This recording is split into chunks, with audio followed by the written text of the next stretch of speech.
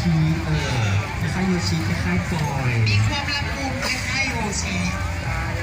บอกได้เลยว่าสำหรับท่านไหนที่มาซื้อเครื่องดื่มกับพวกเขานี่ต้องแบบกินจนเบิดเลยเพราะว่าแซ่บแพงเพราะสาวขายน้ำนี่ก็หวานแพงได้จับจอกปุ๊บดูดเลยเวลาดูดแล้วเบิ้งหน้าสาวขายน้ำระเบิดดูดหมดเลยได้ซื้อใหม่อันนี้ซิกเนเจอร์ของพวกเราเนาะโดยเฉพาะเลยต้องคัดสรรมาอย่างดีใส่เบิ้งลูกหยือเลยกันหยือแอปเปิ้ลหยือวันนี้คิ้วงามได้อีกงานหนึ่งได้อีกงานหนึ่งอันนี้จะสาวงานแรงแล้วนี่แต่งเมืองมืออื่นแล้วนี่เมื่อมันจิลงอย่างมากกันแล้วจะเมืองซักเนาะเขาก็จะเมืองรุ่นแน่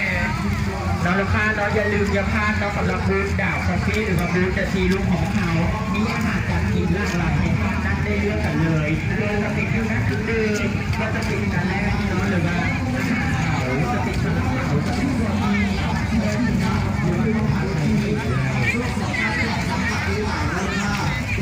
ทุกสองสั้นซ้อนมีแค่ทุกสลับเอาเลยสั้นที่สองรุ่นสองปัจจัยเนาะอยู่ในเวที